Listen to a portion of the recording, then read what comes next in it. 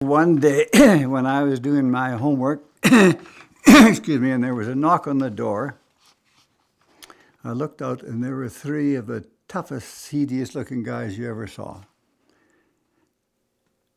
And my grandmother, bless her heart, with whom we were living, went to the door and she said, "What's your trouble, gentlemen?" They said, "Ma'am, we're starving. We haven't eaten for days." So to make a long story short, my grandmother said, "Come in." They didn't want to come in. They were content to sit outside on the porch.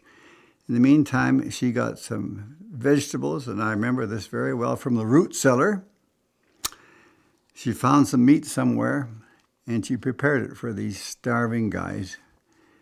To this day, I can remember her carrying out 3 plates, just piled high with food, for these 3 starving bums or tramps, we called them in those days.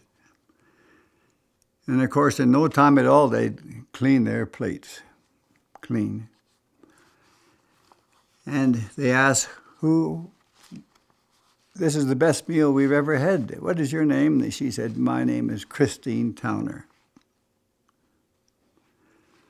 Well, I wish I could, to make it a long story short, later on when I joined the Air Force, I was being examined by this doctor. I was a new recruit.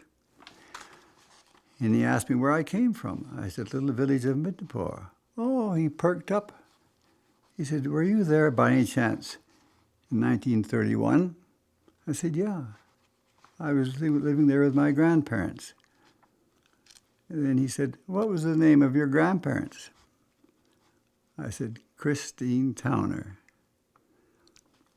He said, "You may find this hard to believe, but I was one of the 3 tramps that your grandmother fed and saved my life." And I shall never forget that incident. Never. Wow. Yeah, Christine Towner. We lived in a constant stage of want. I was raised by a single mom. My brother and I were. We lived on cheap pork and potatoes and gifts from good neighbors. We never had new clothes. We had patches everywhere, patches on the patches, things like that.